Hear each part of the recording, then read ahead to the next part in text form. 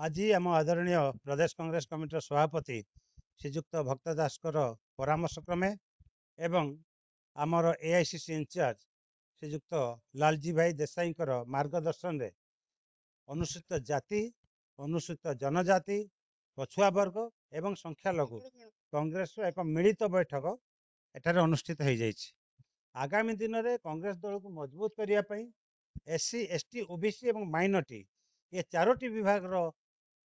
व्यक्ति माने लोक माने कांग्रेस दल कर्मकर्ता माने केमिति आगो को आसी ए चारोटी विभाग रे थिबा विभिन्न प्रकार असुविधा जो अच्छी ताकू आमे केमिति ओवरकम करिवु एवं आगामी दिन रे केमिति एससी एसटी ओबीसी माइनॉरिटी वर्गर अधिक रु अधिक संख्यक लोक कांग्रेस प्रति आकृष्ट हेबे एवं कांग्रेस को भक्त दास को नेतृत्व रे भोट दे आगामी दिन रे पंचायत इलेक्शन रे बहुमत रे पंचायत इलेक्शन गुड़ाक जितेबे एवं 2029 इलेक्शन पे जो रोड मैप आम आज तैयारी हम आम जो मार्गदर्शन पाइलु 2029 मसीह केमिति श्रीजुक्त लालजी भाई देसाई एवं श्रीजुक्त भक्तचरण दास के नेतृत्व में कांग्रेस ओडिशा रे सरकार करिवो सेही दिन को जो ओडिशावासी 4.5 कोटी ओडिशावासी जो अपेक्षा करिसेंती सेही सुदिन को केमिति सेही सुदिन आसीबो दुखी तार दुख हरेइबो कृषक तार न्याय पाइबो श्रमिक तार न्याय पाइबो दलित आदिवासी ओबीसी एवं संख्यालघु लोक केमिति न्याय पाइबे गोटे गरीब लोक केमिति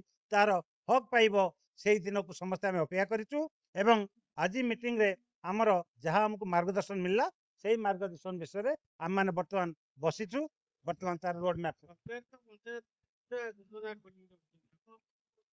सरकार योजना रखिले भी ओडिशार लोक भारत वर्ष लोक बुझी सारे ए बीजेपी सरकार जो डबल इंजिन सरकार ये गोटे पटे बुंदे पानी दिए आउ गोटे पटे 10 बुंदा पानी 10 बुंदा रक्त शोषी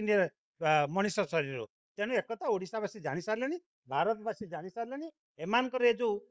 हाथीर देखा दांत अलग खाइबा दांत अलग एक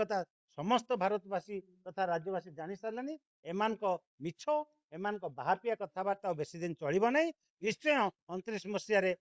देश में राहुल गांधी को नेतृत्व में सरकार हेबो एवं ओडिशा रे श्रीजुक्त भक्तचरण दास को नेतृत्व में सरकार हेबो। देश विदेश रो कोण अनुकोण टेक्निक खबर देखंतु आम सह यूट्यूब फेसबुक और इंस्टाग्राम रे आमको देखंतु लाइक शेयर और सब्सक्राइब करने को आद्यम भूलंतुनी।